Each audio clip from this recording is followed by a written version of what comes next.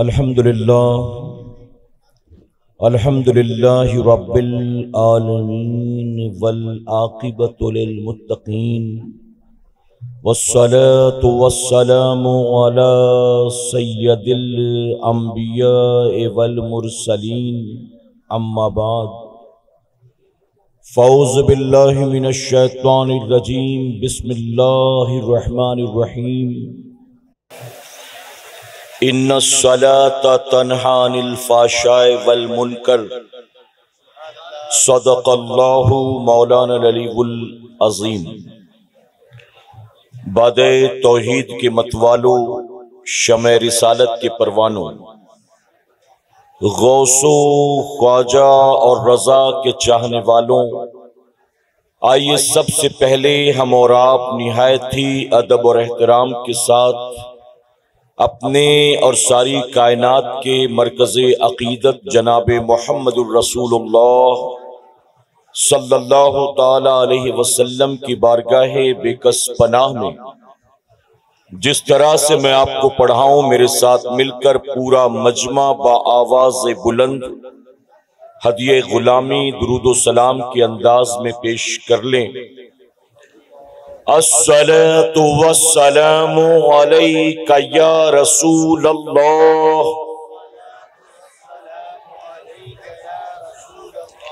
الصلاة والسلام علیک یا حبیب اللہ،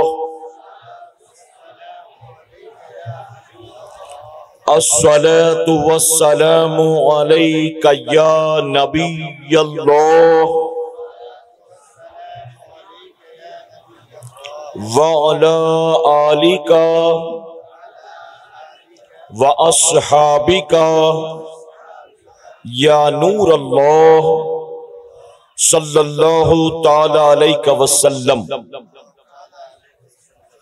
رب کعبہ کی بارگاہ میں دعا ہے، مولا اپنے حبیب صاحب لولاک صلی اللہ تعالی علیہ وسلم کے صدق و توفیل ہم تمام حاضرین اور سامعین کو تو ماہ محرم الحرام کے فیوز و برکات سے بھرپور مالا مال فرما۔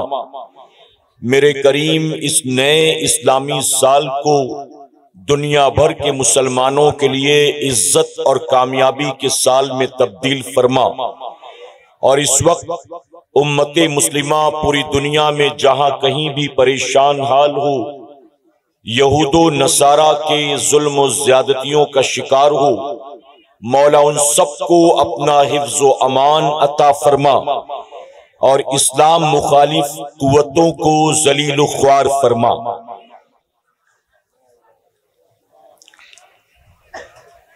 ہو سکے تو لائیے دونوں جہاں میزان میں، ہو سکے تو لائیے دونوں جہاں میزان میں، میں نے ایک سجدہ زمین کربلا سے لے لیا، اور وہ ایک سجدہ جسے تو گراں سمجھتا ہے، وہ ایک سجدہ جسے تو گراں سمجھتا ہے، ہزار سجدوں سے دیتا ہے آدمی کو نجات۔ میرے پیارے آقا علیہ الصلوۃ والتسلیم کے پیارے دیوانوں، میں نے قرآن مقدس کے جس آیت کریمہ کی تلاوت کا شرف حاصل کیا، اس کا مفہوم ہے بے شک نماز روکتی ہے بے حیائی اور بری بات سے۔ اللہ رب العزت نے اس آیت کریمہ کے ذریعے نماز کی دو برکتوں کا ذکر فرمایا۔ ایک سب سے پہلی چیز ہے نماز بے حیائی سے روکتی ہے، اور دوسرا نماز روکتی ہے بری بات سے، یعنی برائی سے۔ اور میں علماء کی موجودگی میں یہ بات ذمہ داری کے ساتھ کہوں گا، آج ہماری سوسائٹی میں یہ دونوں چیزیں بہت عام ہو چکی ہیں۔ عورتوں میں بے حیائی، بے غیرتی، بے پردگی عام ہے، اور مردوں کے اندر طرح طرح کی برائیاں عام ہیں۔ میرے پیارے آقا کے پیارے دیوانوں، اللہ نے فرمایا کہ نماز بے حیائی اور بری بات سے روکتی ہے۔ پھر آخر مسلمانوں کے اندر بے حیائی اور برائی کیوں کر پائی جاتی ہے؟ ریزن کیا ہے؟ تو جانتے ہیں اس کا سب سے بڑا ریزن یہ ہے کہ چونکہ ہماری اکثریت نماز پڑھتی نہیں، مسلمانوں کے more than 90% لوگ یا اگر کہوں تو غلط نہیں ہوگا، مور دین 95% لوگ بے نمازی ہیں۔ تو جب بندہ مسلمان ہو کر بھی نماز کے قریب نہیں جائے گا تو کیا نماز کی برکتیں وہ حاصل کر سکتا ہے؟ اللہ نہ کرے، 100,000 بار نہ کرے، میں مثال دیتا ہوں، آپ کے علاقے میں کسی کو کوئی ایسا مرض ہو جائے کہ جس بیماری کا اسپیشلسٹ ڈاکٹر کولکتہ میں ہے، بنگلور میں ہے، دلی میں یا ممبئی میں ہے، اب مریض اپنی بیماری کو لے کر گھر پر پڑا ہے، بستر پر کراتا ہے، روتا ہے، اسے آرام کبھی نہیں ہوگا جب تک کہ وہ اس ڈاکٹر کے پاس نہیں جاتا ہے۔ بتائیے ہے کہ نہیں؟ سر میں درد ہو تو آپ کیا کرتے ہیں؟ 3 دن سے شام ہوتی ہے تو بخار آ جاتا ہے، آپ کیا کرتے ہیں؟ 2 دن سے الٹی جلاب شروع ہو گیا تو کیا کرتے ہیں؟ آپ بیماری کو لے کر گھر میں پڑے نہیں رہتے، بلکہ بیماری سے شفا کے لیے فوراً ڈاکٹر کے پاس جاتے ہیں، اور ڈاکٹر دوائیاں دیتا ہے تو آپ کا مرض دور ہو جاتا ہے۔ میرے پیارے آقا علیہ الصلوۃ والتسلیم کے پیروانوں، پتہ یہ چلا کہ اگر مریض کو مرض سے نجات چاہیے تو اسے اس مرض کا علاج کرانا ہوگا، اور علاج کے لیے اس کو ڈاکٹر کے پاس جانا ہوگا۔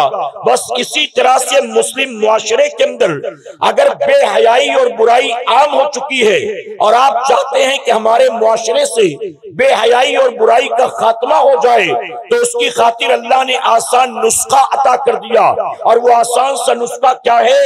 رب کا وعدہ ہے، بندے تو نماز کی پابندی کر، نماز پڑھنا تیرا کام ہے، اور تجھے بے حیائی برائی سے بچانا یہ نماز کا کام ہے۔ اگر ہم نماز نہیں پڑھیں گے تو کیا نماز کی اس برکت سے ہم فائدہ حاصل کر سکتے ہیں؟ میرے پیارے آقا علیہ الصلوۃ والتسلیم کے پیروانوں، اگر کوئی بندہ تسبیح لے کر بیٹھے اور اس پر نماز نماز نماز نماز کا ورد کرے، نماز نہ پڑھے، تو نماز کی برکتیں حاصل کر سکتا ہے؟ اور ایک بات اور عرض کر دوں، نماز ہر عاقل بالغ مسلمان مرد و عورت پر فرض ہے۔ شہر کے رہنے والے بھی جانتے ہیں، گاؤں دیہات کے لوگ بھی جانتے ہیں، پڑھے لکھے بھی جانتے ہیں، بے پڑھے لکھے بھی جانتے ہیں، مال و دولت والے بھی جانتے ہیں، غریب غربا بھی جانتے ہیں، دنیا کا ہر مسلمان چاہے پڑھنے والا ہو چاہے نہ پڑھنے والا ہو، ہر مسلمان جانتا ہے کہ اللہ رب العزت نے 24 گھنٹے میں ہر عاقل بالغ مرد و عورت پر 5 وقت کی نماز کو فرض فرمایا ہے۔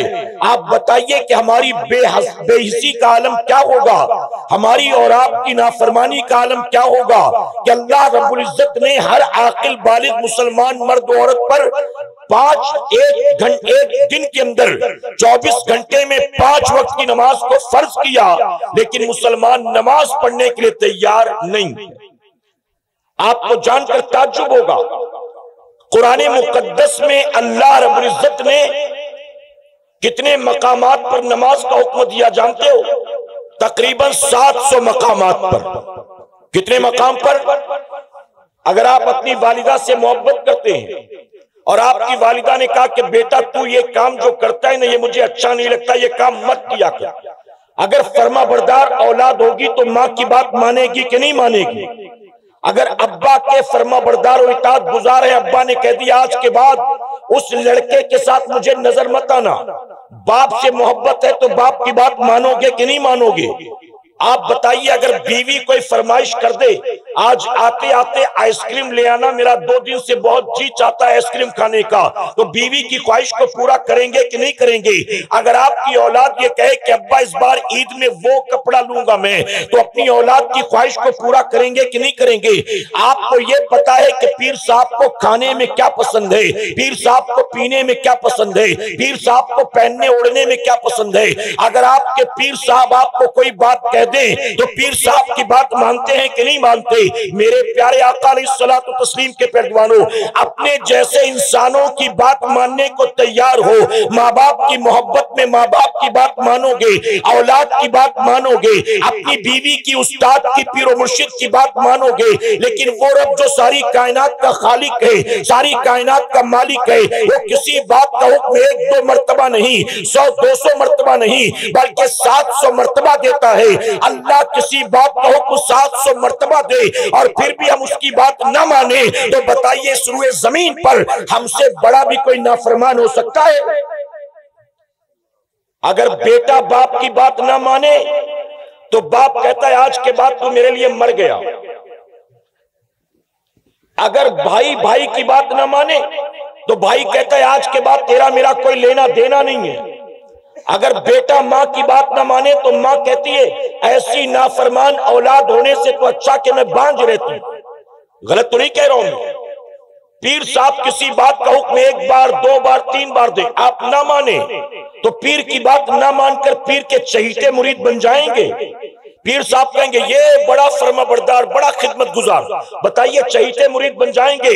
میرے پیارے آقا علیہ الصلوۃ والتسلیم کے پیروانوں، وہ رب جس نے پوری کائنات کو پیدا فرمایا، ہم صبح جو کھاتے ہیں وہ دینے والا کون ہے؟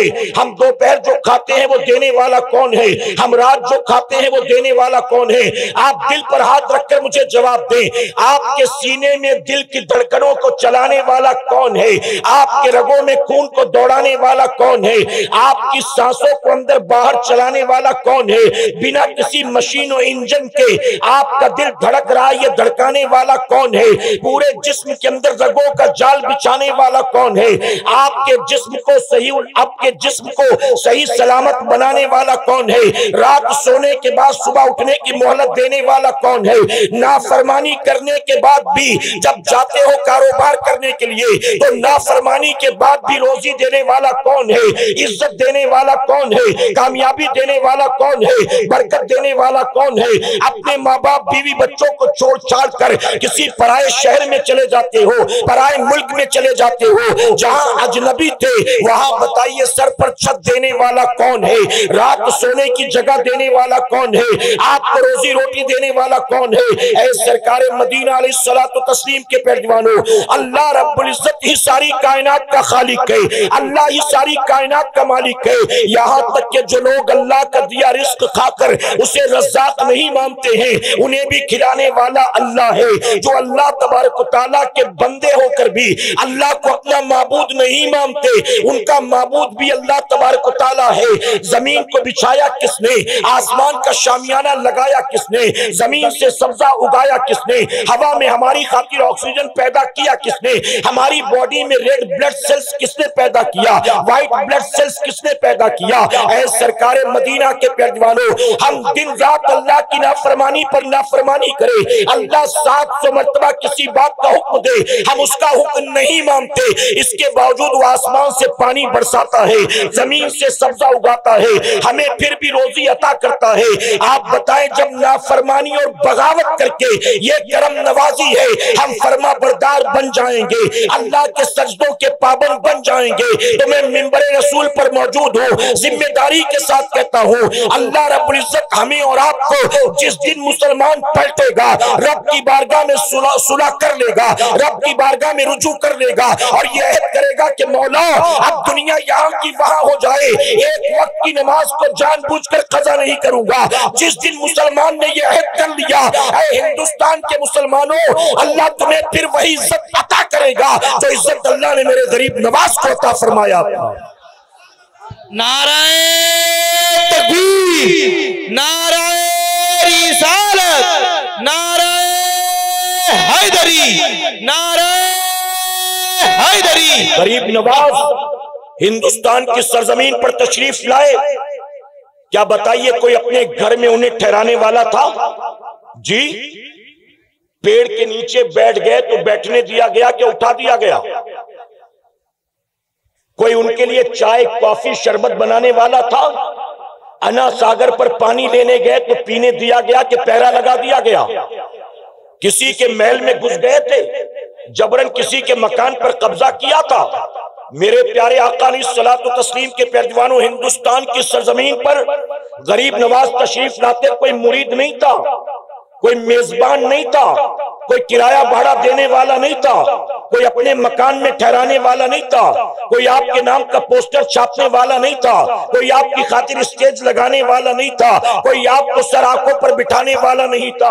ایک نئے ملک میں، اجنبی ملک میں تشریف لاتے ہیں، اس کے باوجود آپ نے دیکھا کہ مقابلے میں جو آیا وہ کوئی سوشل ورکر نہیں تھا، وہ کوئی گاؤں کا پردھان نہیں تھا، وہ کوئی minister M P M L A نہیں تھا۔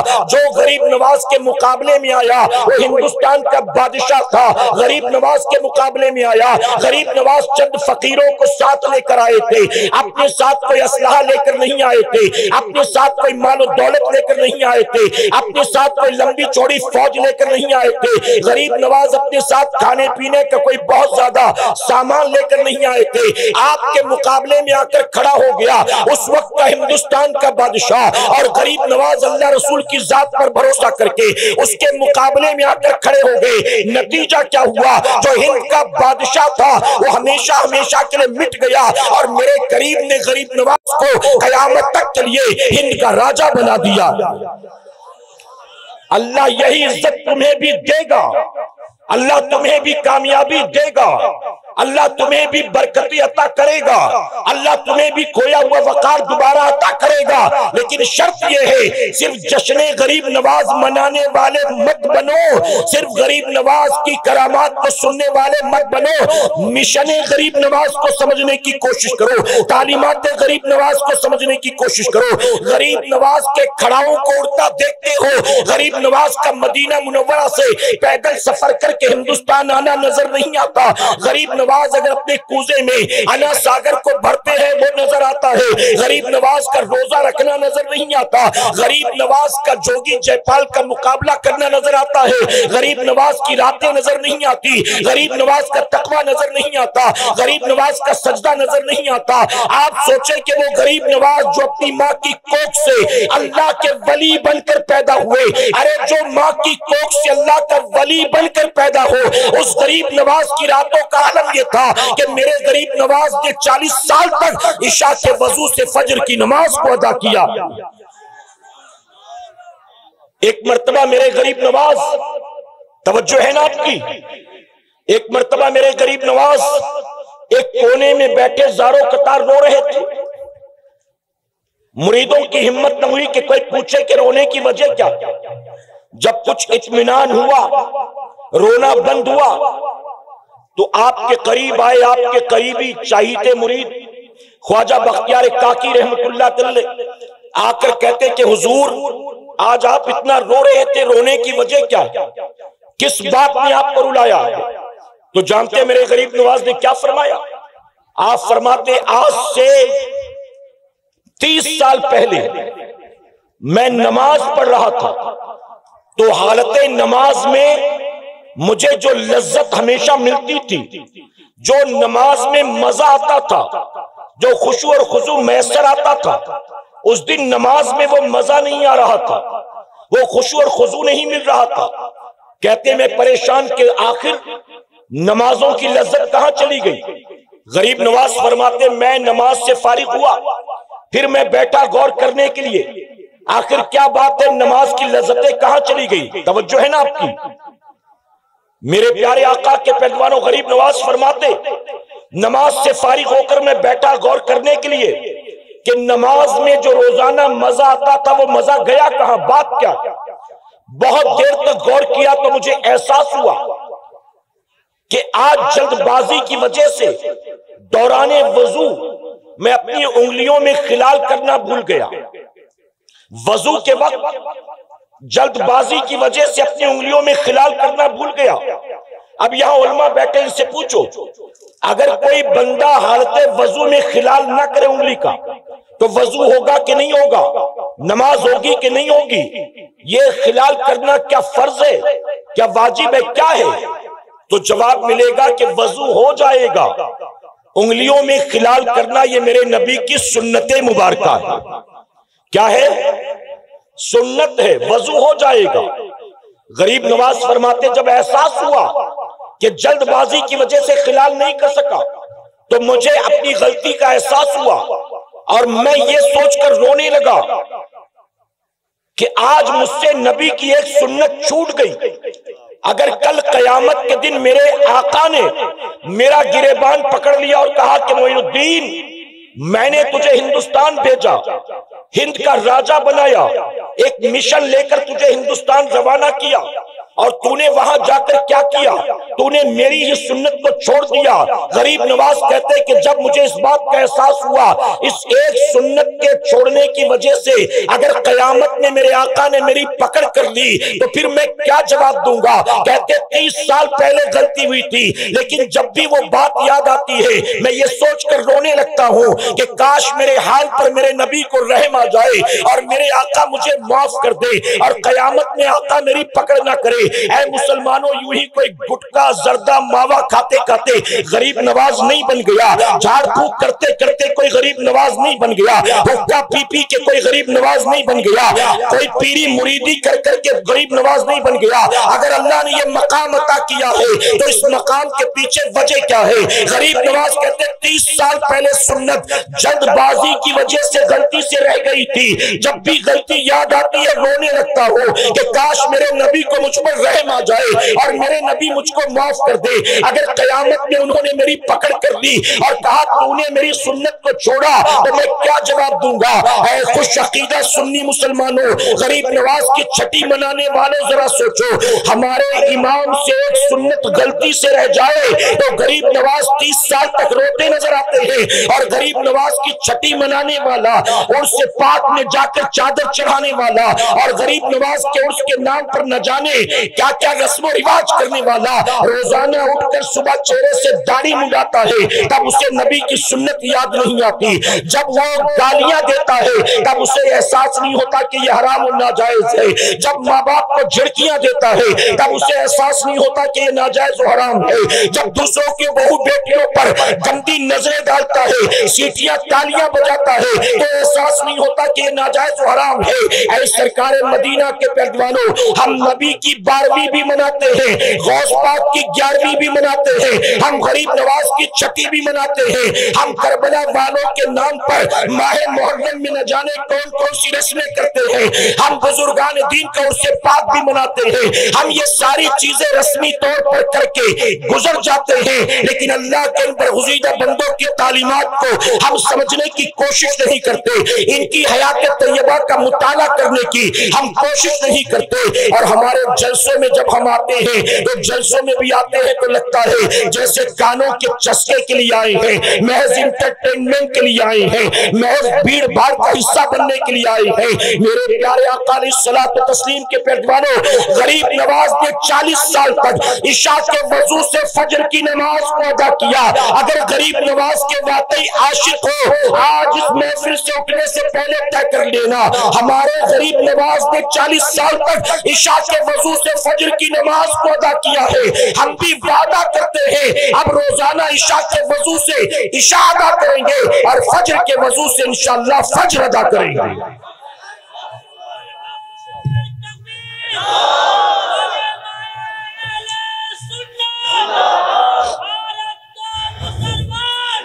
ذکر شہدائے کربلا کی محفل ہے، امام علی مقام کے نام پر محفل سجی ہے، جانتے ہو 10 محرم کو، توجہ ہے نا آپ کی، 10 محرم الحرام کو صبح سے یزیدیوں نے جنگ کو شروع کر دیا۔ جمعہ کا دن تھا، جو کربلا میں نہیں تھے وہ نماز جمعہ کی تیاری کر رہے تھے۔ صبح سے جنگ شروع ہو گئی، جب نماز ظہر کا وقت ہوا تو امام نے اپنے قاصد کو بھیجا، ایک نمائندے کو بھیجا، کہا جاؤ جا کر یزیدیوں سے کہو تھوڑی دیر کے لیے جنگ کو روک دیں، تیر تلوار چلانا روک دیں، ہمیں اتنی مہلت دیں کہ ہم نماز ظہر ادا کر سکیں۔ وہ کربلا کے میدان میں تھے، میدان جنگ میں، انہوں نے کہا ہمیں ظہر ادا کرنے کی مہلت مل جائے، مسافر تھے، اگر مہلت ملتی بھی تو کتنی دیر تک پڑھتے، 2 رکعت نماز پڑھنا تھا، کتنا وقت لگتا۔ آپ نے فرمایا جاؤ جا کر کہو یزیدیوں کو تھوڑی دیر جنگ روکیں تاکہ ہم ظہر ادا کر لیں۔ تو جانتے ہو یزیدیوں نے کیا کہا؟ یزیدیوں نے امام علی مقام کے قاصد سے کہا حسین کو جان بچانے کا بڑا اچھا بہانہ سوجا ہے، معاذ اللہ نماز کے نام پر جنگ کو روکنا چاہتے ہیں حسین، حسین سے کہو کہ نماز پڑھنے کا بہت شوق ہے نا، پڑھو، جتنی پڑھنا چاہتے اتنی پڑھو، ہم نہیں منع کریں گے، لیکن شرط یہ ہے نماز شروع کرنے سے پہلے یزید کی بیعت کرنی ہوگی۔ یزید کی بیعت کرو گے تو نماز پڑھنے دیں گے، اور اگر یزید کی بیعت نہ کی تو ہم نماز کو دیکھ کر تمہیں چھوڑیں گے نہیں، بلکہ ہم بھی وہ لوگ ہیں جو حالت سجدہ میں تمہاری گردن کو کاٹ دیں گے۔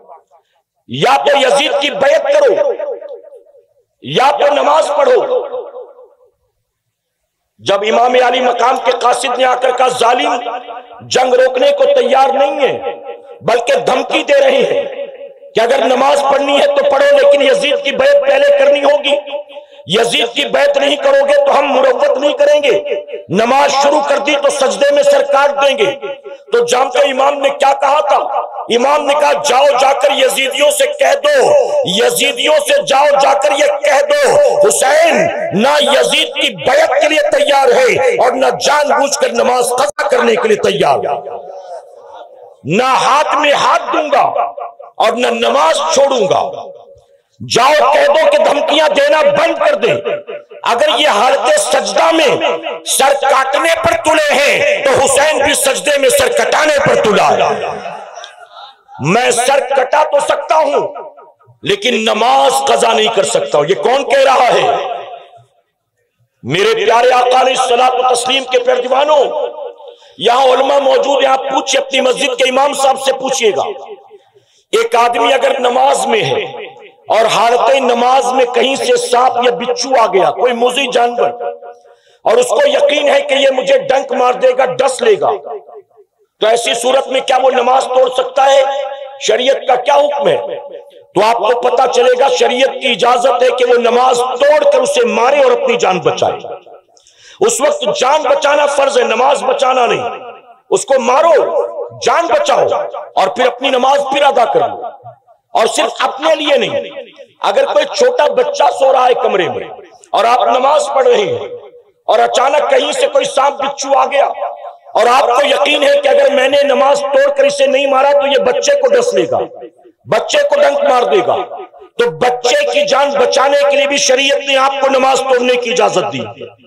اب آپ بتائیے کہ جان بچانا ایسی صورت میں فرض، اور بھی بہت اس کی تفصیل ہے، میں اس میں نہیں جاتا، صرف آپ کو یہ کہوں گا ذرا بتائیے وہ 22,000 خون کی پیاسی تلواریں جنہوں نے امام علی مقام کے ننھے علی اصغر کو نہیں چھوڑا، 6 ماہ کے لخت جگر کے سوکھے حلقون پر تیر چلایا، جنہوں نے امام حسین کے بھانجوں اور محمد کو نہیں چھوڑا، یعنی اہل بیت کے چھوٹے چھوٹے بچوں کو بھی ظالموں نے چھوڑا نہیں ہے۔ امام کو پتا تھا اگر ان ظالموں کے سامنے میں نے سجدے میں سر کو جھکایا تو یہ میرے خون کی ننگی پیاسی تلواریں یہ میری گردن کو کاٹ دیں گی۔ امام علی مقام کیا شریعت کا مسئلہ نہیں جانتے تھے کہ ایسے میں جان بچانا فرض ہے، جان بچ جائے تو نماز پھر کبھی ادا کر لیں گے۔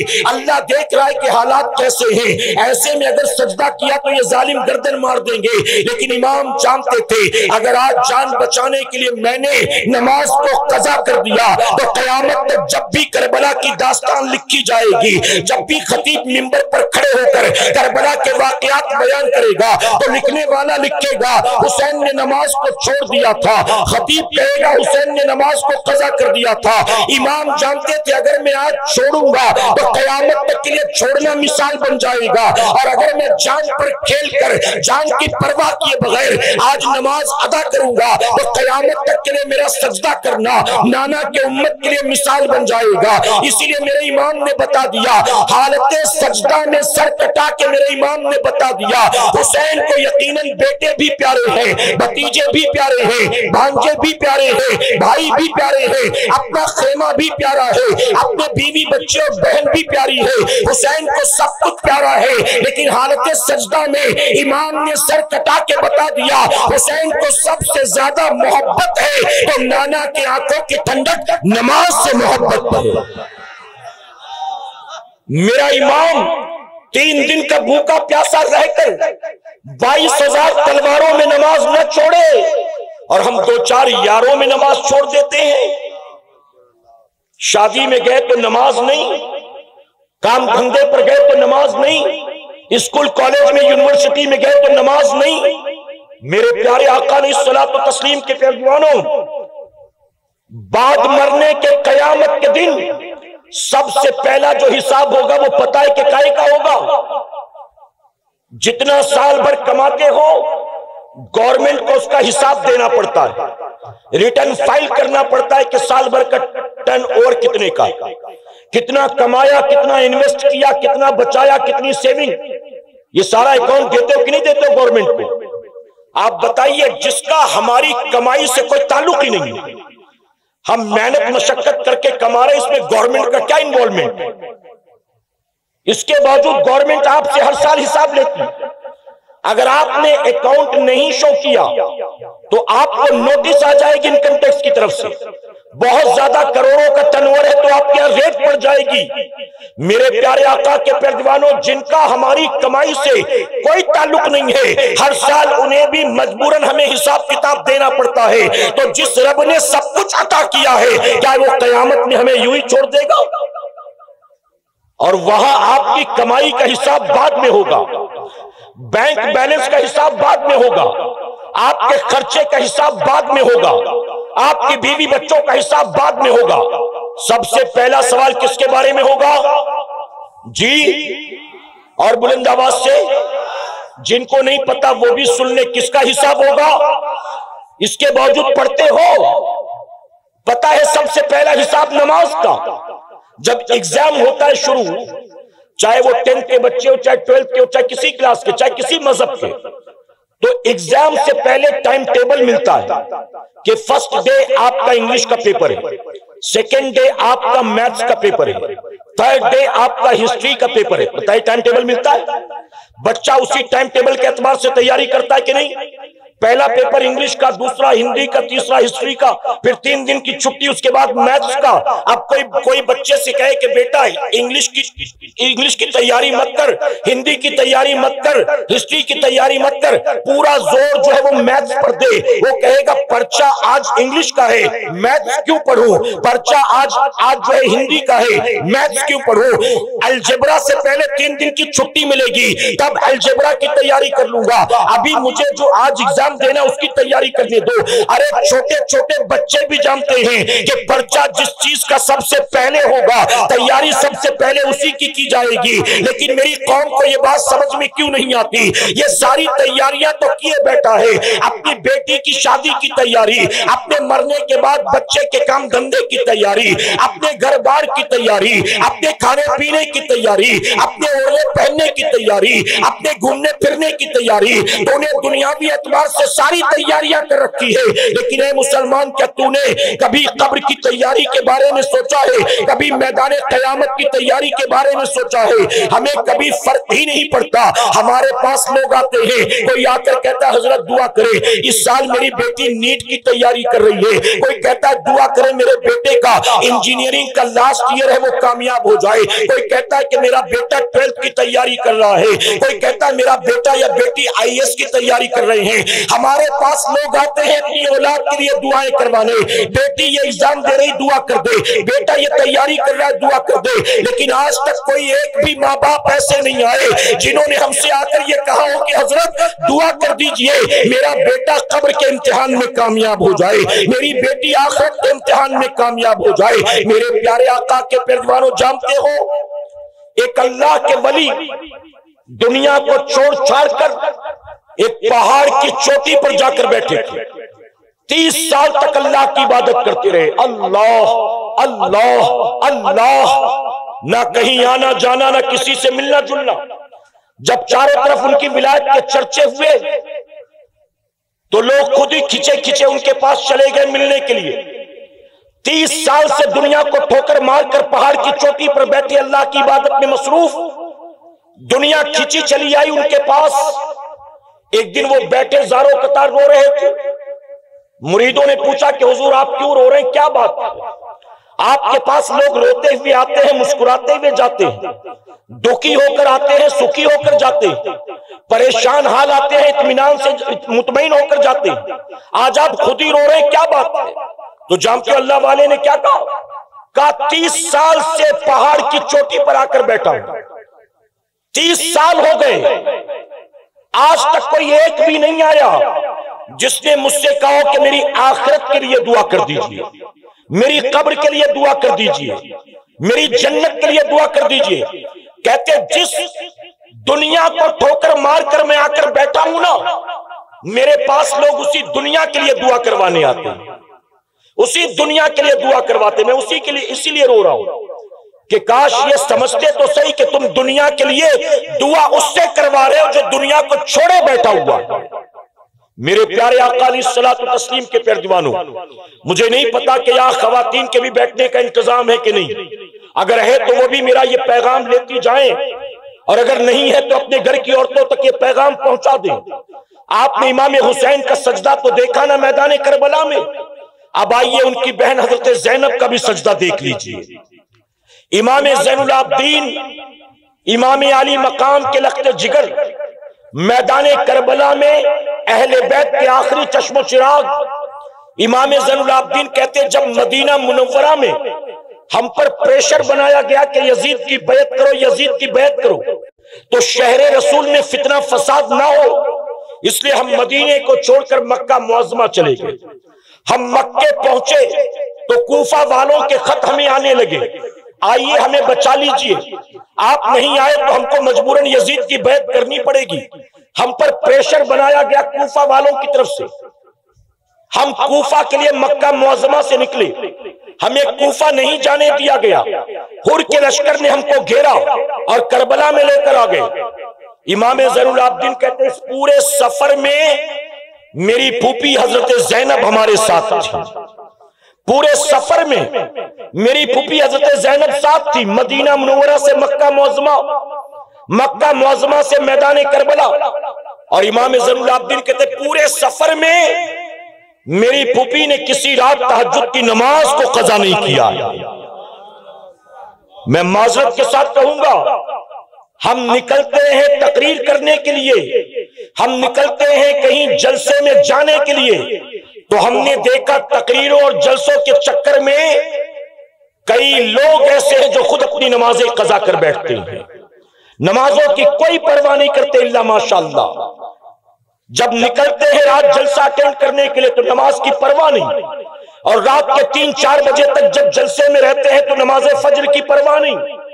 آپ سوچیں ہم تقریر کرنے جا رہے ہیں تو نماز کی پرواہ نہیں کرتے، اور وہ میدان کربلا کی طرف نکلی ہیں اور نماز تہجد قضا نہیں کر رہی ہیں۔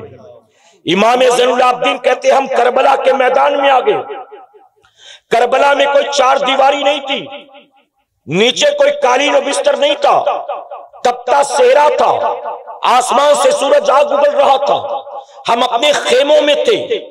1 تاریخ، 2 تاریخ، 3 تاریخ، امام زین العابدین فرماتے وقت گزرتا رہا اور میری پھوپھی ہر رات اٹھ کر تہجد کی نماز ادا کرتی رہی، اور محبت سے کہیں امام زین العابدین فرماتے 7 تاریخ کو پانی بند، 8 تاریخ کو ہمارے خیمے میں پانی ختم، 9 تاریخ کو چھوٹے چھوٹے بچے بھی بھوکے پیاسے، یزیدیوں نے پانی تو بند کر دیا، میری پھوپھی نے تہجد بند نہیں کیا، تہجد ادا کرتی رہی۔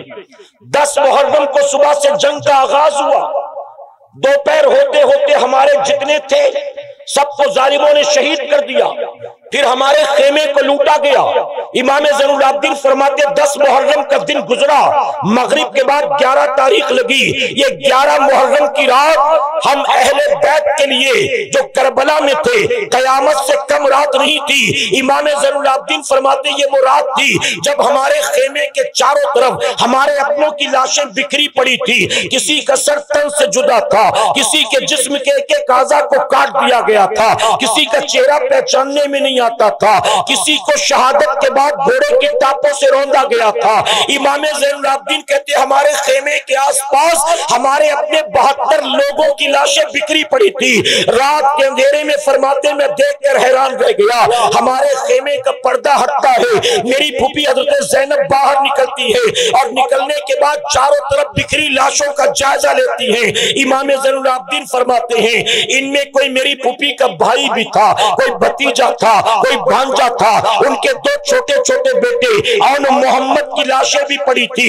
امام زین العابدین کہتے ہیں میرے یہ دیکھ کر میری آنکھیں پھٹی رہ گئی، ان لاشوں کو دیکھنے کے بعد میری پھوپھی نیچے بیٹھ گئی، تپتے ہوئے کربلا کے صحرا کی ریت کو اٹھایا، تیمم کیا اور تیمم کر کے میری پھوپھی نے لاشوں کے سامنے کھڑے ہو کر نماز تہجد کو ادا کیا۔ جن کے گھر کی بیٹیاں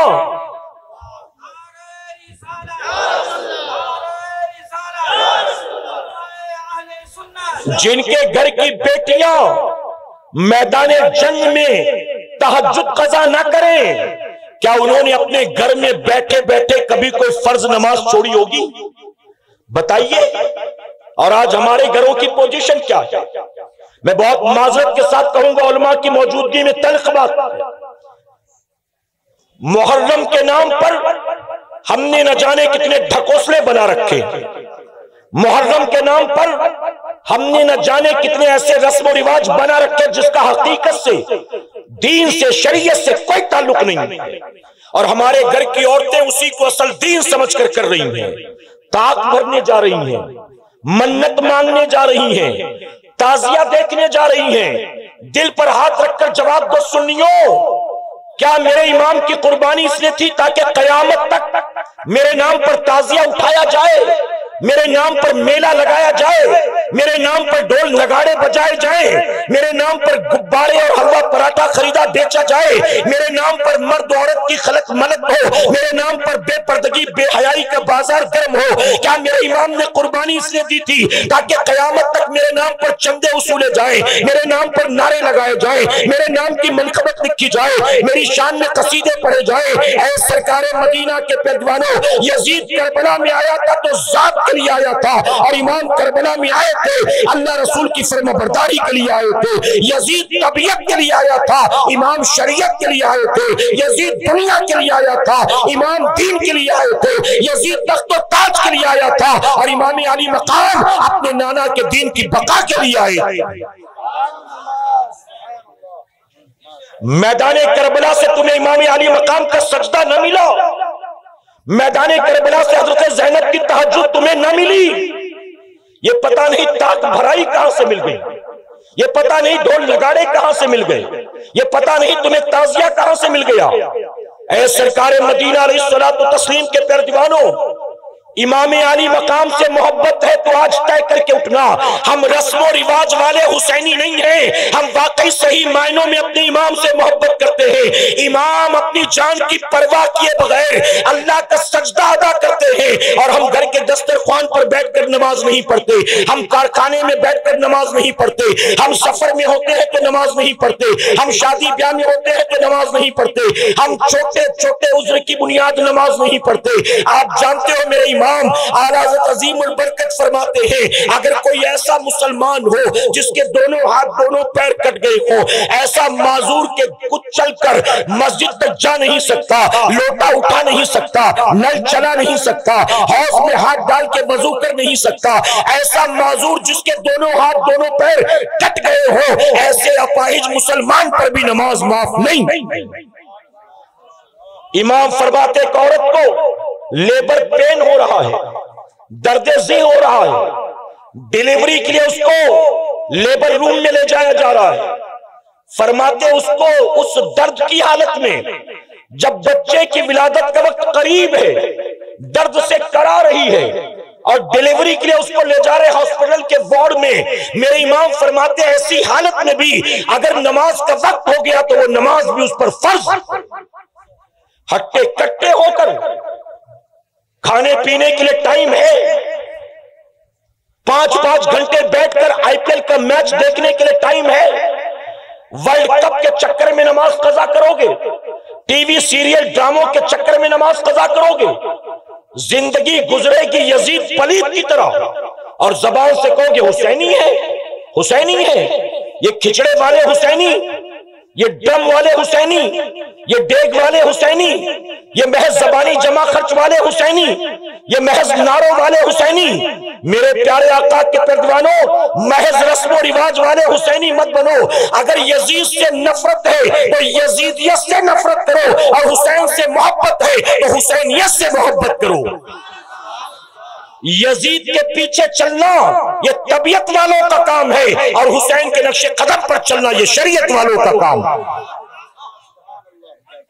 علماء سے پوچھو، فجر میں اپنے گھر کے بستر پر پیر پسارے پڑے رہنا یہ حسین کا کام ہے کہ یزید کا کام ہے؟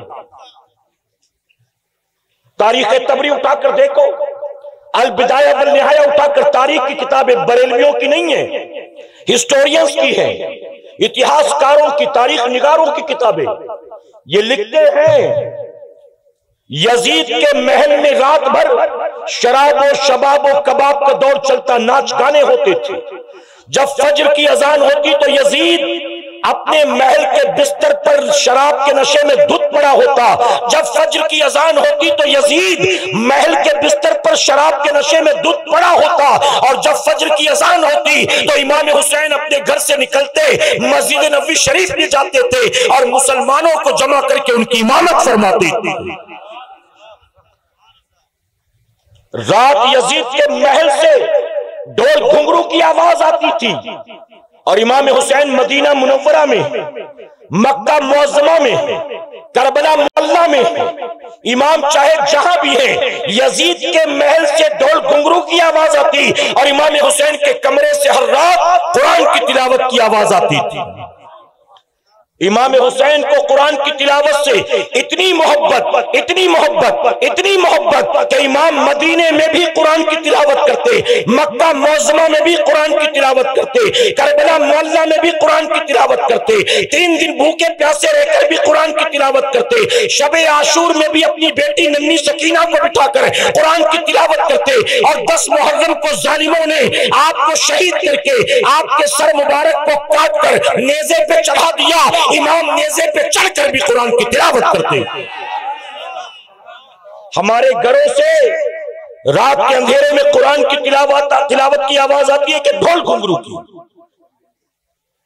بتاؤ، رات کو کسی کے گھر سے اگر ڈھول گھنگرو کی آواز آئے، ٹی وی سیریل دیکھ رہا ہے، ویب سیریز دیکھ رہا ہے، ناچ گانے دیکھ رہا ہے، وہ حسینی ہے؟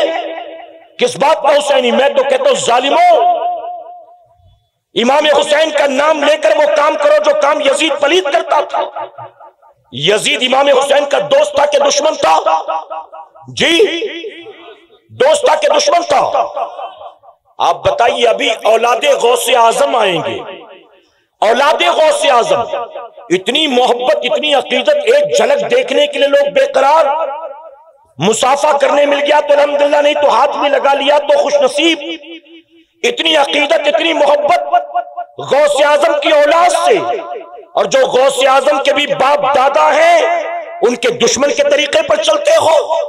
یہ کیسی محبت ہے اہل بیت سے، یہ کیسی محبت ہے نواز رسول سے، یہ کیسی محبت ہے مولائے کائنات اور ان کی اہل بیت سے، کیسی محبت ہے؟ زبان سے کہو کہ ہم غوث اعظم سے محبت کرتے، غریب نواز سے محبت کرتے۔ آپ بتائیے، نماز قضا کرنا غوث اعظم کا کام ہے؟ چاہے وہ امام اعظم ابو حنیفہ ہو، چاہے وہ سیدنا سرکار غوث اعظم ہو، چاہے وہ میرے خواجہ غریب نواز ہو، ان بزرگوں کی زندگی میں ایک بات سملر ملتی ہے، سمان ملتی ہے، اور جانتے وہ بات کیا ہے؟ ان تینوں کی تاریخ اٹھا کر دیکھو تو پتہ چلتا ہے یہ تینوں وہ اللہ والے ہیں جنہوں نے 40 سال تک عشاء کے وضو سے فجر کی نماز کو ادا کیا تھا۔ ہم کس بات کے حسینی ہیں؟ کس بات کے؟ محض رسم و رواج والے؟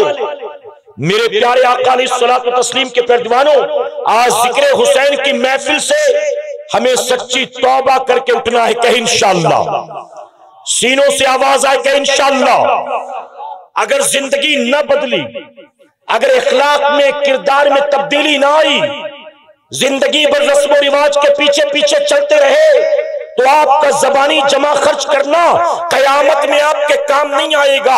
آپ زندگی بھر کو ہم حسینی ہیں ہم حسینی ہیں. آپ نے مجھ سے پیشتر جب منقبت چل رہی تھی سارے یا حسین کے نعرے لگا رہے تھے. میں کہتا ہوں محرم کے مہینے میں نہیں, روزانہ یا حسین کہو, اپنی چھاتیوں کو پیٹ پیٹ کے یا حسین کہو, لیکن زندگی گزرے گی حسین کے دشمن یزید پلید کے نقش قدم پر, تو نام لے لینے سے حسینی نہیں بن جاؤ گے. حسینی وہ نہیں ہوتا جو صرف نام لیتا ہے, حسینی وہ ہوتا ہے جو اپنی آقا و مولا کے نقش قدم پر چلتا. اور اس اتنے بڑے مجمع میں وہ کون سچا حسینی ہوگا میں نہیں جانتا, میرا مولا جانتا ہے. میں نہیں کہتا کہ میری باتیں سب کے دل پر اثر کر جائیں گی. میں نہیں کہتا کہ یہاں سے اٹھنے والا ہر آدمی نمازی بن جائے گا. میں نہیں کہتا کہ جتنے آئے ہیں سارے سچے توبہ کر کے جائیں گے. میں نہیں کہتا, ہاں لیکن میں یہ ضرور کہتا ہوں اگر اس بڑے مجمع میں کوئی دو چار ایسا ہو تو اس کو اللہ کا شکر ادا کرنا چاہیے. اے مولا بھیڑ تو ہزاروں کی تھی لیکن تیرا کرم ہو گیا تو انہیں امام حسین کے صدقے میرا آنا قبول فرما لیا. اور اتنے بڑے مجمع میں جس پر میرے امام کی نظر ہوگی زندگی اسی کی بدلے گی انشاءاللہ. میرے امام کی پوزیشن تو یہ ہے, علماء سے آپ نے سنا ہوگا, تاریخ کی کتابوں میں موجود ہے. میرے امام شہادت کے بعد بھی جہاں جہاں سے گزرے نہ جانے کتنے یہودیوں عیسائیوں کو مسلمان بنا دیا ہے. جو پیدائشی خاندانی حسبی نسبی یہودی عیسائی تھے, میرے امام کی برکتیں یہ ہیں, امام کا ان گلیوں سے گزر ہوا تو وقت کا یہودی عیسائی بھی کلمہ پڑھ کر مسلمان بن گیا. ارے امام کے چہرے کو دیکھ کر یہودی عیسائی مسلمان بن جاتا ہے. ہم کیسے حسینی ہیں, ہم زندگی بھر ذکر حسین کی محفل میں آئے اور نمازی بھی نہ بن سکے, کیسے حسینی؟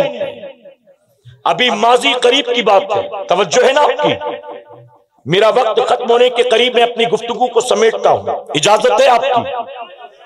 میرے پیارے آقا علیہ الصلوۃ والتسلیم کے پیارے دیوانوں, میں ایران پوران کی بات نہیں کرتا, ہندوستان کی بات کرتا ہوں.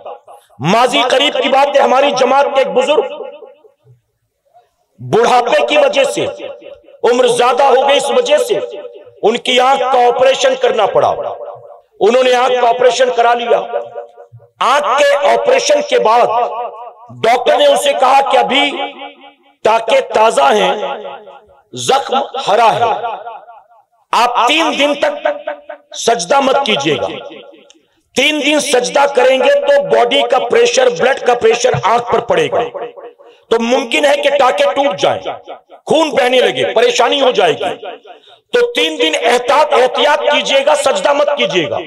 وہ اپنے گھر آئے اور گھر آنے کے بعد اپنی بیوی سے کہتے کہ 3 دن میرے حصے کا کھانا مت بنانا, 3 دن میرے حصے کی روٹیاں مت بنانا. تو بیوی کہتی ڈاکٹر نے آپ کو 3 دن سجدہ کرنے سے منع کیا ہے. میں ساتھ تھی, مجھے پتا ہے کھانے پینے سے منع نہیں کیا, سجدے سے منع کیا, اور آپ کہہ رہے ہیں 3 دن کھانا نہیں بنانا, کیوں؟ تو جانتے ہو کیا جواب دیا تھا؟ انہوں نے جواب دیا کہ جس رب کے 3 دن سجدے نہیں کروں گا کس منہ سے 3 دن اس کی نعمتیں کھاؤں گا. جس رب کے 3 دن سجدے نہیں کرنا کس منہ سے اس رب کی نعمتیں کھاؤں گا, اس نے 3 دن سجدہ بھی نہیں, 3 دن کھانا بھی نہیں. ہماری سوچ وہاں جاتی ہے. اگر میں آپ سے پوچھوں کہ آج صبح آپ نے کیا کھایا تھا, آج دوپہر میں آپ نے کیا کھایا تھا, آج شام کو آپ نے کیا کھایا تھا, ہفتے بھر میں کتنی روٹیاں کھا جاتے حساب ہے, ہفتے بھر میں کتنی چائے پی لیتے حساب ہے, ہفتے بھر میں کتنا کلو چاول کھا جاتے حساب ہے, ہفتے بھر میں کتنی بوٹیاں کھا جاتے حساب ہے. ارے رب کی نعمتیں تو ہفتے بھر بے حساب کھاتے پیتے ہو, اور اس رب کو جو نعمت کھلانے والا ہے اس کا شکر ادا کرنے کے لیے ہفتے میں ایک بار مسجد میں جاتے ہو اور 2 رکعت پڑھ کے لگتا ہے کہ اسی 2 رکعت میں اللہ کی ساری نعمتوں کا میں نے حق ادا کر دیا. توبہ کرو کہ انشاءاللہ. میرے پیارے آقا کے پیروانوں, اب آخری بات عرض کرتا ہوں, اجازت ہے آپ کی؟ ایک مرتبہ درود شریف پڑھیں گے محبت سے آپ, اللہم صلی علی محمد وآلہ الف الف مرہ. ایک بزرگ بنی اسرائیل کا ایک عابد دنیا کو ٹھوکر مار کر پہاڑ کی چوٹی پر چلا گیا اور پہاڑ کی چوٹی پر اس نے دنیا سے کٹ کٹا کر 300 سال تک عبادت کی۔ کتنے سال تک؟ کتنے سال تک؟ 300 سال عبادت کی، پہاڑ کی چوٹی پر اکیلا 300 سال تک اللہ کی عبادت کر، روزہ بھی، سجدہ بھی، شب بیداری بھی، شرم و ندامت کے آنسو بھی، توبہ و استغفار بھی۔ اب 300 سال پہاڑ کی چوٹی پر اکیلا، کوئی انسان نہیں، کسی کو گالی دیا ہوگا، کسی کی غیبت کی ہوگی، بدنگاہی، بدتمیزی، کسی پر بہتان، کسی سے جھگڑا، کوئی چوری چماری، کسی سے حسد قنا، کچھ بھی نہیں، اکیلا ہے، آس پاس کوئی نہیں، اکیلا 300 سال کا عرصہ گزر گیا۔ ایک دن نماز پڑھ رہا تھا، جیسے سلام پھیرا تو دیکھا سامنے ایک آدمی موجود تھا، تو جیسے دیکھا چونک گیا کہ یہاں تو 300 سال سے کوئی آیا نہیں، یہ کون؟ پوچھا بھیا تو کون، کہاں سے آیا، یہاں آنے کی وجہ کیا؟ تو جانتے آنے والے نے کیا کہا؟ آنے والے نے کہا میں موت کا فرشتہ ہوں اسرائیل، اللہ نے مجھے بھیجا ہے تمہاری روح قبض کرنے کے لیے، بس بہت ہو گئی، زندگی ختم، اب زندگی ختم ہو گئی، اب میں تمہاری روح کو نکالنے آیا۔ تو کہتا ہے کہ اسرائیل اگر تو روح نکالنے آیا تو کھڑے رہ کر کیا کر رہا ہے؟ اب تک تو نے میری روح کو نکالا کیوں نہیں؟ تو فرشتے نے کہا جب میں آیا تو تو نماز میں تھا اور میں انتظار کر رہا تھا کہ تو نماز سے فارغ ہو تو میں تجھ سے ملاقات کروں۔ تو فرشتہ تو وہ بنی اسرائیل کا عابد حیرت سے کہتا ہے کہ تو جب کسی کی روح نکالنے جاتا ہے تو ویٹ نہیں کرتا، آدمی کسی بھی پوزیشن میں تو روح نکال لیتا ہے، لیکن میرے معاملے میں تو انتظار کر رہا تھا، کیا وجہ؟ تو جانتے ہو فرشتے نے کیا کہا؟ فرشتے نے کہا اللہ نے مجھے اس بات کا حکم دیا کہ میرا یہ بندہ جس نے 300 سال میری عبادت کی، میں یہ چاہتا ہوں کہ میرا بندہ جس حالت میں مرنا پسند کرے گا، اے اسرائیل اسی حالت میں تو اس کی روح کو قبض کرنا، جاتے ہی نکال مت دینا، اس کو پوچھنا کیسے مرنا چاہتا ہے۔ اس نے کہا اچھا میرے رب کا یہ فضل و کرم مجھ پر ہو گیا۔ وہ کہتا اگر رب نے مجھے مہلت دی ہے نا تو میری تمنا یہ ہے، میں نے زندگی بھر اپنے رب کے سجدے کیے، تمنا یہ ہے کہ میں 2 رکعت نماز نفل کی نیت کر کے کھڑا ہوتا ہوں، جب دوسری رکعت کا آخری سجدہ کروں گا نا تو آخری سجدے میں تو میری روح نکال لینا، میں چاہتا ہوں کہ روح نکلے تو سجدے کی حالت میں نکلے۔ آپ سوچیں کتنی پیاری موت۔ فرشتے نے کہا ٹھیک ہے، اب وہ کھڑا ہو گیا نماز پڑھنے کے لیے۔ وہ کہتا جی تو نہیں چاہتا تھا کہ میں آخری سجدے میں جاؤں، کیونکہ پتا تھا یہ نماز زندگی کی آخری نماز ہے، جی تو چاہتا تھا کڑے کڑے کڑے کڑے زندگی تمام ہو جائے، لیکن میں یہ سوچ رہا تھا کہیں فرشتہ یہ نہ سمجھے کہ میں موت سے ڈر گیا، اس لیے میں نے نماز مکمل کی، آخری سجدے میں پہنچا۔ آخری سجدے میں جب وہ بندہ گیا تو فرشتے نے روح قبض کر لی۔ جانتے ہو حدیث شریف میں کیا آتا ہے؟ حضور اکرم صلی اللہ علیہ وسلم فرماتے ہیں جبرائیل علیہ السلام نے مجھ سے کہا یا رسول اللہ صلی اللہ علیہ وسلم، بنی اسرائیل کا وہ عابد جس کی روح کو حالت سجدہ میں نکالا گیا تھا، آج بھی جب میں آپ کی خدمت میں آتا ہوں تو اس عابد کو آسمانوں پر سجدے کی حالت میں پاتا ہوں۔ زندگی سجدے میں گزری، موت سجدے میں آئی، آج بھی آسمانوں پر حالت سجدہ میں۔ کتنی پیاری موت ہوگی، اللہ سب کو ایسی موت عطا فرمائے۔ میرے پیارے آقا کے پیروانوں، تو جب اس بندے کو بعد مرنے کے رب کے حضور پیش کیا گیا حساب کتاب کے لیے، توجہ سے سنیے گا، رب تبارک تعالیٰ نے فرمایا فرشتوں میں نے اپنے اس بندے پر رحم کیا، لے جاؤ اس کو جنت میں داخل کر دو۔ رب نے فرمایا میں نے رحم کیا، لے جاؤ اس کو جنت میں داخل کر دو۔ اللہ کرے کہ قیامت میں رب ہمارا بھی فیصلہ یوں ہی فرما دے، آمین کہیں۔ اللہ ہمارے بارے میں بھی کہے کہ فرشتوں لے جاؤ میں نے اس پر رحم کیا، جنت میں داخل کر دو۔ اللہ فرماتا ہے فرشتوں لے جاؤ میں نے اس پر رحم کیا، اسے جنت میں داخل کر دو۔ اب جیسے ہی رب نے فرمایا، جانتے بندہ کیا کہتا ہے؟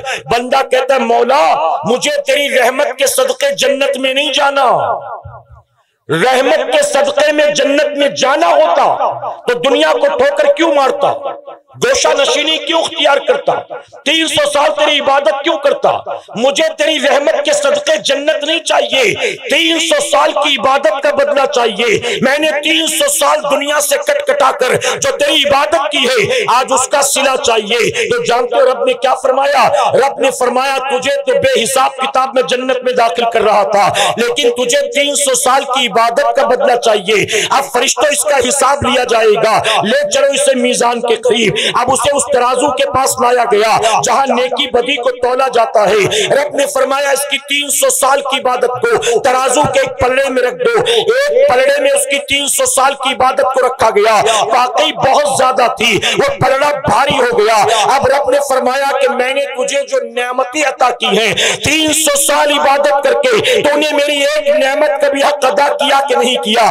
ابھی فیصلہ کیے دیتے ہیں۔ رب نے فرمایا کہ میری تمام نعمتوں میں جو سب سے چھوٹی نعمت ہے اس کی ایک آنکھ کو نکالو اور ترازو کے دوسرے پلڑے پر رکھ دو۔ اب فرشتوں نے اس کی آنکھ کو نکالا، دوسرے پلڑے پر رکھ دیا۔ اب جیسے ہی رب کی نعمت کو رکھا گیا 300 سال کی نیکی دھری کی دھری رہ گئی، رب کی نعمت والا پلڑا بھاری ہو گیا۔ رب نے فرمایا بندے خود دیکھ لے، 300 سال عبادت کر کے ایک نعمت کا بھی حق ادا نہیں کر سکا۔ ابھی تو دوسری آنکھ باقی ہے، ابھی تو تیری زبان باقی ہے، ابھی تو تیرے کان باقی ہے، ان سب کا بھی تیرا حساب لوں کیا؟ بتا تیرا ان سب کا بھی حساب لوں؟ اے فرشتوں ایک نیکی کا بھی حق ادا نہ کر سکا، اس کے پاس کچھ بھی نہیں ہے، لے جاؤ اس کو جہنم میں ڈال دو۔ اب جیسے ہی رب نے فرمایا وہ رونے لگتا ہے، اے مولا مجھے معاف فرما دے، اے اللہ مجھے اپنی عبادت پر بھروسہ نہیں ہے، اپنے تقوی پر بھروسہ نہیں ہے، اپنی شبداری پر بھروسہ نہیں ہے، اے اللہ تو رحمان ہے معاف کر دے، تو کریم ہے معاف کر دے، تو ستار ہے معاف کر دے۔ جب بندہ رو رو کر رب کی بارگاہ میں عرض کرنے لگا، رب نے فرمایا فرشتوں میں نے اسے معاف کر دیا، لے جاؤ اس کو جنت میں داخل کر دو۔ اے سرکار مدینہ کے پیروانوں ذرا سوچو، بنی اسرائیل کا وہ ابھی 300 سال تک اللہ کی عبادت کرنے کے بعد بھی ایک آنکھ کا بھی حق ادا نہ کر سکا۔ میرے رب نے ہمیں انگنت نعمتیں عطا کی ہیں، ہمیں تو زندگی بھی 100 سال کی نہیں ملی، ہمیں تو زندگی بھی 150 سال کی نہیں ملی۔ جب قیامت میں اللہ ہم سے ایک ایک نعمت کا حساب لے گا، اے میرے بندے تو نافرمانی کرتا تھا، تو بغاوت کیے بیٹھا تھا، میں نے جن کاموں سے منع کیا اپنی زندگی میں تو نے وہ سارے کام کیے، میں نے جن کاموں کا حکم دیا تو نے کبھی منہ پلٹ کر بھی ان کاموں کی طرف نہیں دیکھا۔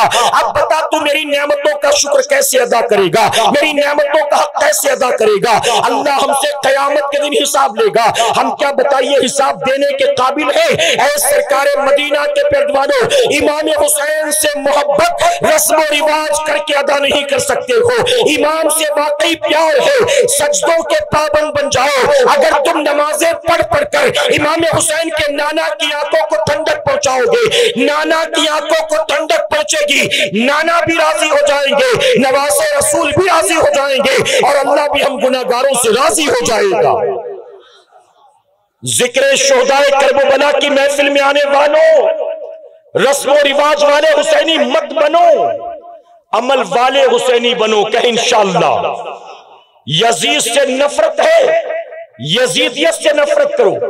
یزید جو کچھ کرتا تھا علماء نے بتایا ہوگا نا، اپنی زندگیوں سے وہ ساری چیزیں نکالو جو کام یزید پلید کرتا تھا، اور جو کام میرے امام کرتے تھے، امام سے پیار ہے تو ان کے نقش قدم پر چلو کہ انشاءاللہ۔ صبح اٹھ کر روزانہ داڑھی منڈانا یزید کا کام ہے کہ امام حسین کا؟ جی پتا تو ہے پھر بھی منڈاتے ہو، میں نے سمجھا شاید معلوم نہیں ہوگا، پتا ہے پھر بھی منڈاتے ہو۔ یہ امام حسین کی محبت ہے؟ جھوٹ بولنا یزید کا کام ہے کہ امام حسین کا؟ وعدہ خلافی کرنا، گالیاں دینا، جوا کھیلنا، گانے سننا، نفس سے محبت کرنا، رب رسول کی پرواہ کیے بغیر من کی مرضی کے مطابق زندگی گزارنا، یہ امام حسین کا کام ہے۔ میرے پیارے آقا کے پیروانوں، آخری بات جاتے جاتے کہوں گا، طبیعت کے پیچھے چلنا یزید کا کام ہے اور شریعت کے پیچھے چلنا امام حسین کا کام ہے۔ طبیعت کے لیے اہل بیت کے خون سے ہاتھوں کو رنگنا یزید کا کام ہے، اور شریعت کی خاطر سب کچھ لٹا دینا امام حسین کا کام ہے۔ اللہ اپنے محبوب پاک کے صدقے ہم سب کو امام علی مقام کے نقش قدم پر چلنے کی توفیق عطا فرمائے. ہم سب کو اللہ صحیح معنوں میں حسینی بنائے. درمیان گفتگو مجھ سے جانے انجانے میں کوئی غلطی خامی رہ گئی آپ سب کو گواہ بنا کر، بالخصوص علماء کرام کو، سادات کرام کو گواہ بنا کر سچے دل سے توبہ کرتا ہوں. میرا کریم میری توبہ قبول فرمائے اور امام علی مقام کے صدقے ہماری آج کی اس محفل کو اللہ قیامت میں ہم سب کے لیے، ہمارے والدین کے لیے بخشش اور نجات کا سبب بنائے. وما علینا الا البلاغ. السلام علیکم.